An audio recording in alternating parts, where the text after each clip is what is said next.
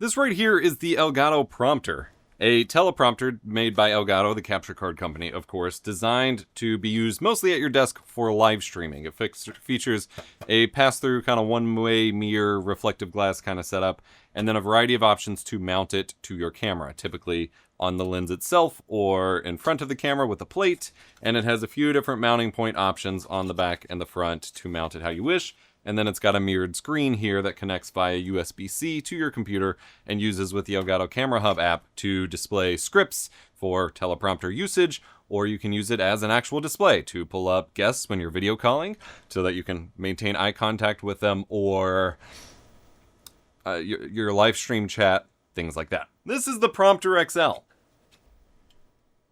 A pretty significantly massive upgrade over the original Prompter in terms of size. But in terms of functionality, I'm not sure that's actually the case. Physically, you get pretty much the same build. You get a much larger screen, which then is it's detachable with magnets, which I'll show in the B-roll so I don't knock everything down. You get a whole rail up top for these cold shoe mounts where you could attach a microphone, which actually gives me an idea we're going to try out in a minute. And then you still have the big mounting plate in the back. This one also comes with this, with a little black cloth if you're not mounting your camera directly to the lens. The problem you run into with this prompter is that the sides start to become visible at really wide angles. Really wide angles are typically what you want to use at a desk where you're pretty much, even in this big space, I'm working in pretty close quarters. This is also the case with my lens-mounted prompter that I use for my talking head videos, the Parrot Prompter. This is the Padcaster Pro from Parrot. This is what I typically use when I'm just talking to the camera, not at my desk. This slots on my lens. I have a desk view remote for it because the Parrot remote just completely died at one point. But it's been pretty solid overall. This isn't an easy problem to solve. Many of us were requesting a bigger prompter that would allow for wider angle lenses. And at TwitchCon 2024, when I was there, they did in fact demo the bigger one. And I got to show it, and it's ridiculous. It is huge. It is massive by comparison.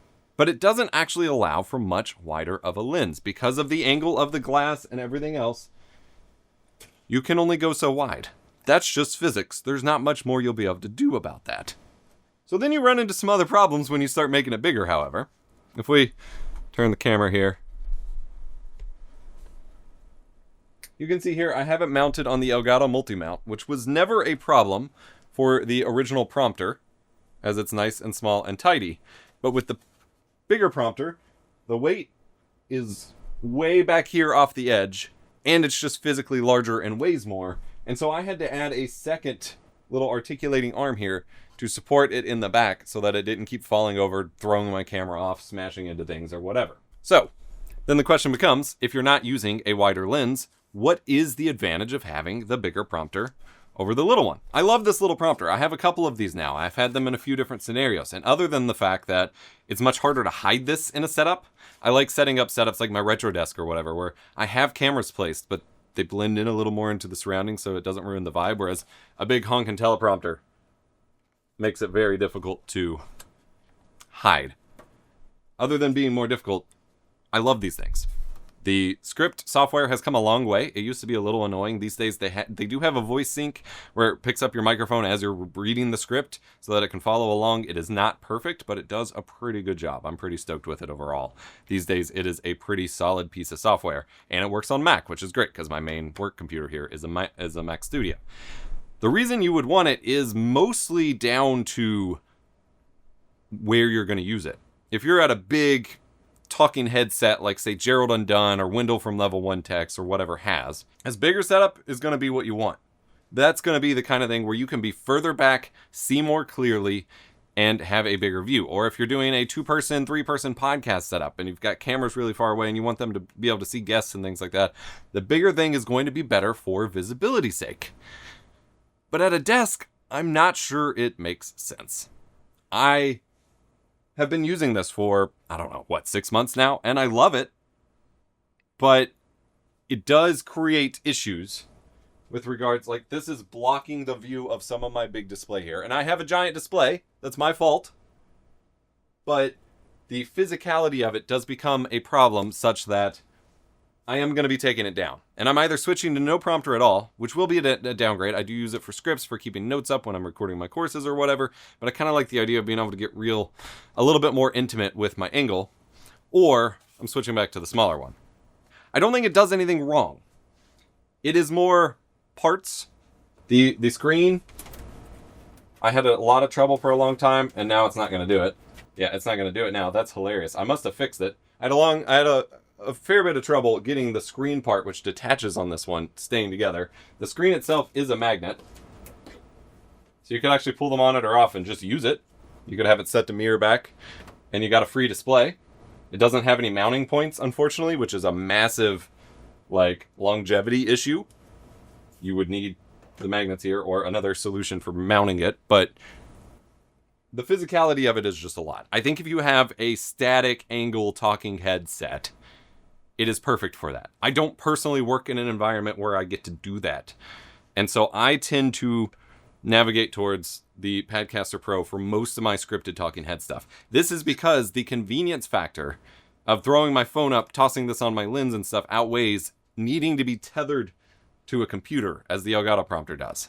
I think for those who work in a more static studio environment or work at a computer desk, this is not a problem at all. When I'm at the computer, throwing a script up on the Camera Hub software is way simpler than syncing it to my phone and throwing it up on here. But when I'm out and about in the studio, trying to cart around a laptop or something and keep the software updated and copy the script, that's just not viable. So you really, this is an expensive product. The original one isn't as expensive, but still expensive. I've just convinced a buddy who works in finance to get a couple of these for his podcast setup that he does for work and loves it for his guests. Works great there. I think bigger sets and more static sets, the Prompter Pro, Prompter XL, whatever they're calling it, is the better solution. But because it has this whole rail, you could attach lights up there. Again, weight is going to become a factor there. You're going to attach lights, accessories, or microphones. So I do want to try a goofy thing really quick before I wrap up this video. Okay, maybe I was wrong about the physicality aspect not being a big deal. Trying to fit this camera up against it, my lens filters don't fit through the mounting plate, and then they sit awkwardly against the glass, and this plate does not go back far enough to actually mount my camera on it. I'm gonna have to attach it to the front of the lens, which is not a big deal, but all starts to make kind of an annoyance of mounting here. I will say shout out to my boy Knackers. I forget the name of his 3D printing channel and shop, but he has a shop. I will have a link to the parts. It's called the Knack Pack, I know, for 3D printed accessories for the teleprompter to better mount your camera. Cool stuff there. I have them somewhere. All right, hello. I have set up both my MKH416 shotgun microphone and my Electrovoice RE20 dynamic microphone at my desk, and I want to see which sounds better. I'll be swapping between them here. Traditionally, shotgun microphones do not perform well at a desk setup like this. I have a whole video about that. I'll have it linked in the description or somewhere on screen. Due to the reflections of your vocal sound waves bouncing off your giant computer monitors, especially with a bunch of monitors like I have, your desk, and so on, it kind of creates a mess of sound that shotguns aren't really designed for, but it's still a really nice microphone, so I want to see which one sounds better. This is a microphone test. This is a microphone test. 3 rings for the Elven Kings under the sky, 7 for the Dwarf Lords in their halls of stone, 9 for the mortal men doomed to die, 1 for the Dark Lord on his dark throne in the land of Mordor, where the shadows lie. This is a microphone test. This is a microphone test. 3 rings for the Elven Kings under the sky, 7 for the Dwarf Lords in their halls of stone, 9 for the mortal men doomed to die, 1 for the Dark Lord on his dark throne in the land of Mordor, where the shadows lie. This is especially cool to be doing because we're actually reading The Hobbit to my kiddo right now. We're almost done with it. So I'm going to switch to the shotgun microphone. We're going to see how this sounds. So the traditional way you would mount your camera to the prompter to your camera, with at least the included parts, is Elgato includes these mounting rings, just like the Parrot prompter or any other prompter, that screws on the filter thread of your camera lens. This is a Sony a6400, by the way, which I bought off Knackers, funny enough. And then Elgato includes different plates for the prompter. So like this one is specifically for the Facecam Pro to black out the prompter. But there is a mounting plate that slides over top of this ring, and then your prompter is mounted to the camera, the problem I'm going to run into is that sets the prompter like right in my face and will block the monitor more. I guess I'll demonstrate that a bit here. Yeah. So if I unscrew the camera plate, take that off, I now mount the prompter to this plate,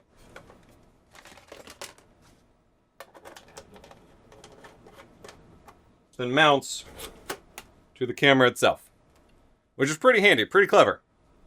But due to the dimensionality of where my desk is, that means this thing is way in front of my monitor for my mount, and I don't really have much flexibility to change that in this setup. So that is an advantage that the XL had over this. That, at least as default configured, it has bigger mounting plates for your camera and stuff, so that isn't a problem, because I did not have this problem with the XL. Now, if I find my NAC pack, I may be able to resolve this. But that is one advantage that the XL allows for wider lenses, not in terms of field of view, but just in the physical mounting of things. But I'm going to try this out, see what I think about the angle and everything. It does add a ton more front weight to your camera, which could stress the lens mount and make it harder for the multi-mount to keep it in place. You really got to crank on that adjustment knob. I think weirdly I've sold myself on the XL more in hindsight. I just switched over. And the screen on this XL is so much better. But I'm going to stick with this for now, because I've already made the change. I like the nicer intimate angle. The brighter screen is obviously necessary on the bigger XL for if you're doing further back shots that it's really catered towards. This kind of motivates me to try to set up some tripod somewhere where I can have a more static angle that it stays on, but then I need a computer to control it. I want to have a computer just chilling with it, so I don't know yet.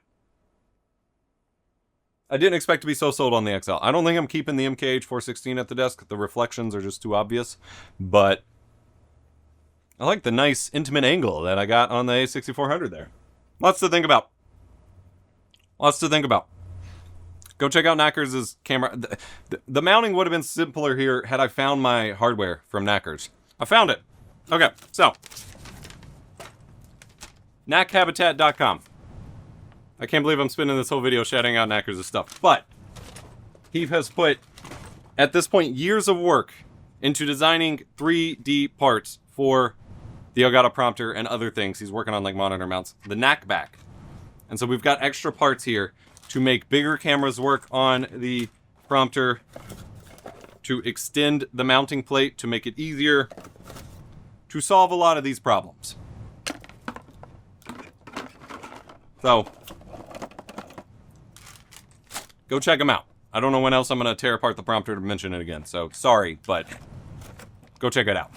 Actually, while filming this video, Knackers sent me the new V3 beta of the NAC backpack for, that's hard to say, for the Elgato Prompter, which includes some really professional looking parts here. I'm missing some of the vertical mounted stuff. I said I don't need them. I don't do vertically mounted cameras, but it has parts to help mount your camera more vertically, or the base of it here is this really neat multi-part plate that attaches to the existing Elgato Prompter and the screen. You just take out a couple screws, screw this piece in to attach to it. It gives you a privacy shutter, a couple cable mounts that you could also Velcro tie to if you wish. You get a more flexible adapter plate that the camera body can actually sit on, which allows you to mount a wide variety of both smaller and bigger cameras, or drop it down upside down even further and mount some really big cameras or some cameras mounted on their sides and things like that. And then it has a nice little piece that tucks on the top that gives you that whole curtain that goes behind the camera to help block light from the back.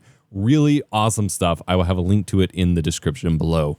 Really professional looking parts for what started as a very hobby 3D printed venture.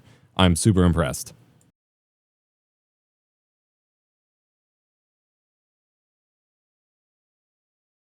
All right, well, this is far from an ideal solution for my space. I think the prompter is still in the frame. Hold on. I'm using my widest lens because it's all I have free right now. Oh, this isn't with the 4x3 crop. I'm gonna be in 4x3. It should be fine.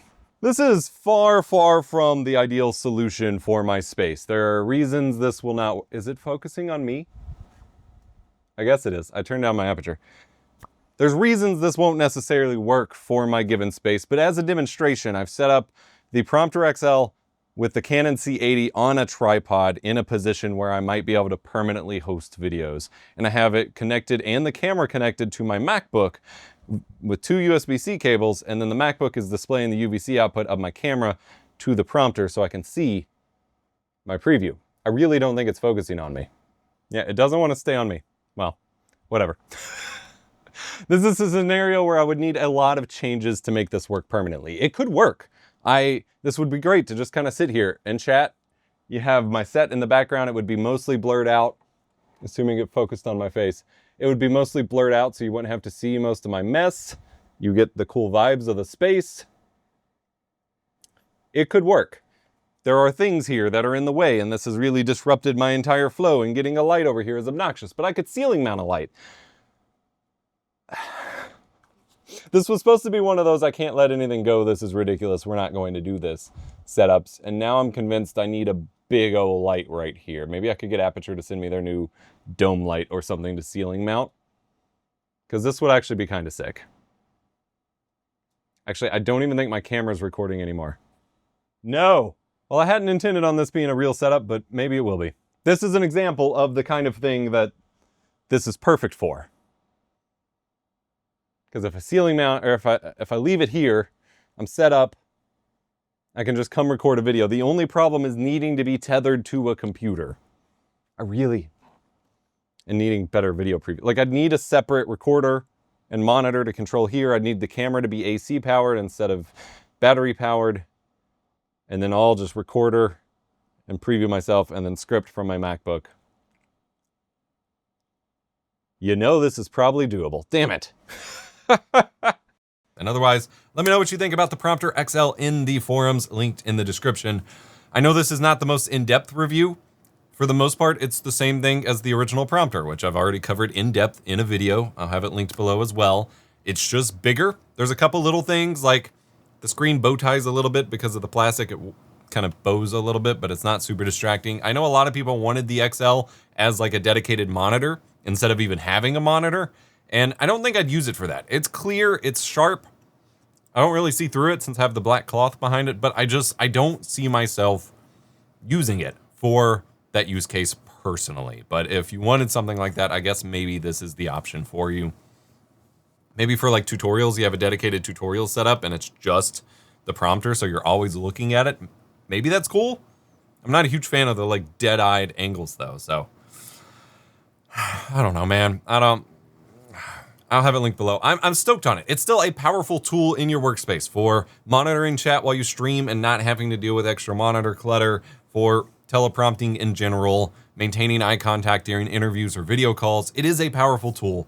I'm not sure the bigger one is what most people need, but it's also more expensive for that reason, and I think the people who need it will get use out of it. Remember to be kind, rewind.